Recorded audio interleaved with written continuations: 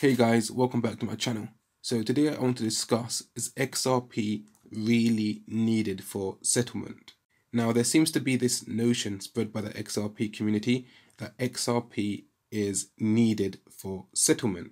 It's as if they can't or don't want to envision a scenario where settlement can occur without XRP being in the process. This probably stems from the theory that all the value in the world in tokenized form will be on the XRPL and settle via XRP, that narrative. Well, if you have been following my content up until now, you should be able to deduce that this statement that XRP being required for settlement is unequivocally false.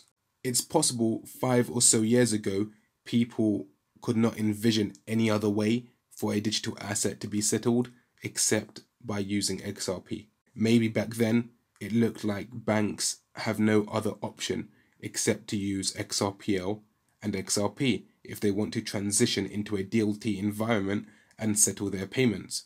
However, needless to say, now banks are spoilt for choice with an abundance of options to choose from. And in today's environment, XRP is not a requirement for settlement, but just an option that can be used amidst a plethora of other options out there.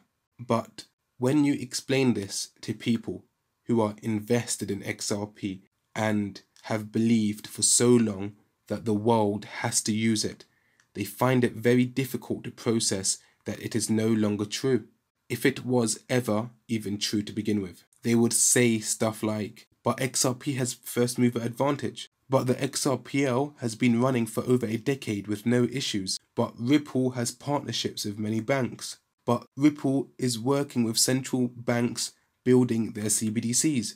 But Brad is sitting with the IMF, the WEF, and all the rest of them. But XRP is fast, cheap, and agnostic. But. The list of buts are pretty much endless.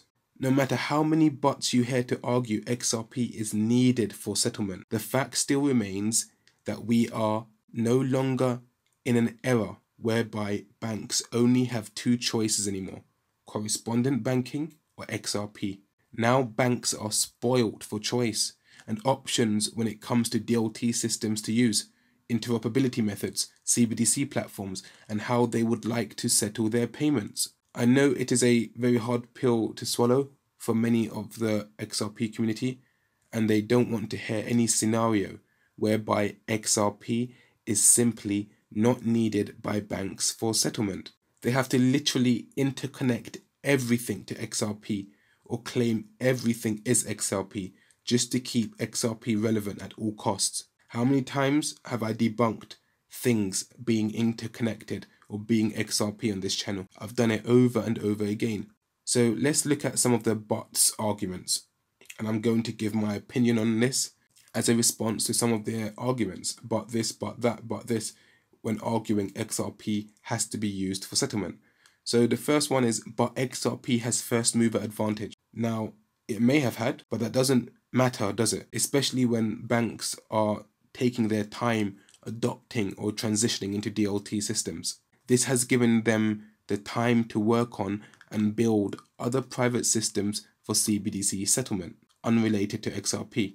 And also, during this time, other private companies have built DLT solutions for settlement too, that is unrelated to XRP. Also, let's not ignore the elephant in the room and admit that even though the XRPL has been running for a long time with first mover advantage, banks have no interest in using a public, decentralized DLT system for the most part. Hence why they have been building their own centralized private systems, and we can just look at Enbridge and Finality for examples. And Ripple has only just this year launched their CBDC platform for banks because they know banks have no interest in using the public XRPL. So they have launched a centralized private solution in 2023 for banks. One could even argue, do they really have first mover advantage if they only just released a platform that banks would be interested in using in 2023, at a time where we have various private solutions on the market now for banks to build CBDCs on? Remember, for the most part, that banks did not care about the public XRPL and building on it all these years. Granted, XRP can be used within Ripple's CBDC platform by banks if they want to use it. However, the point I'm trying to make is their product is just a product that banks now have many to choose from, offering the same thing. But the XRPL has been running for over a decade with no issues. Truth is, the XRPL has had its share of issues, like most DLT systems, which have been resolved during its time of running. It's normal. And as I've already explained, the banks do not care about the public XRPL, as they want private solutions. And Ripple's private CBDC platform solution, although using the XRPL tech, has only recently just launched in 2023. The product that banks are mostly interested in was not around from day one. But Ripple has partnerships with many banks.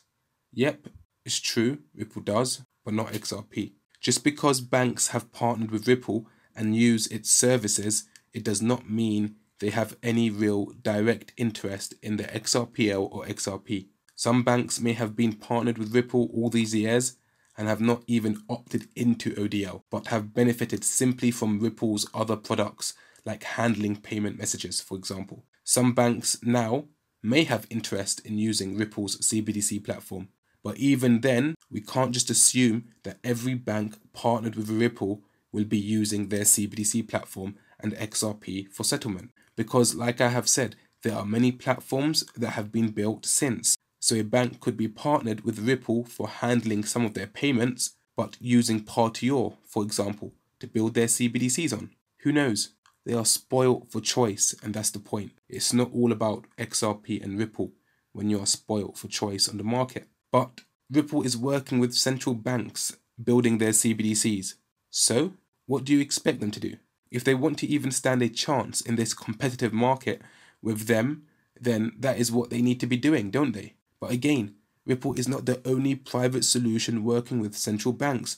Just look at all the BIS projects when it comes to CBDCs and settlement that does not involve XRP. They are also working with central banks too. So what's the point? But Brad is sitting with the IMF, the WEF, and all the rest of them.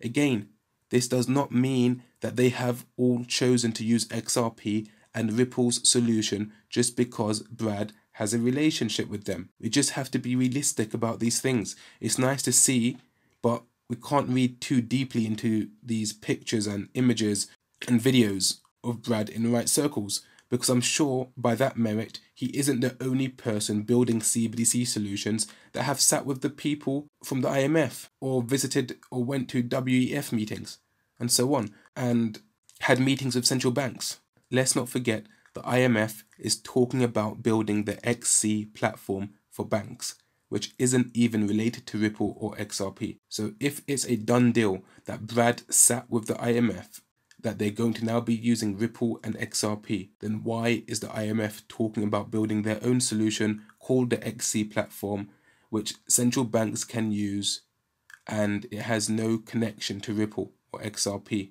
for that matter? But XRP is fast, cheap, and agnostic. So are many other solutions. Nowadays, if you are building a DLT system or a DLT interoperability solution that isn't fast, cheap, and agnostic, then you wouldn't be in business and would stand no chance in the market against competition. These qualities are a prerequisite, if you ask me, depending on what you are building. But they can't be used to say the world has to use your product because of it. That XRP has to be used for settlement because of being fast, cheap, and agnostic. Simply not true.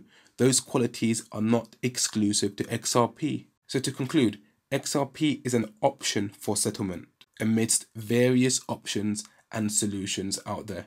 It is not a necessity, nor is it needed, as some people will have you believe. There are options that exist for settlement and CBDC interoperability that has nothing to do with XRP. Yes, there are solutions out there to make various DLT systems interoperable, but again, that does not mean everything will now have to pass through XRP. So why do so many people assume banks have no choice but to use XRP for? Thank you for watching. Don't forget to like, subscribe, and hit the bell notification icon so as to not miss my next video.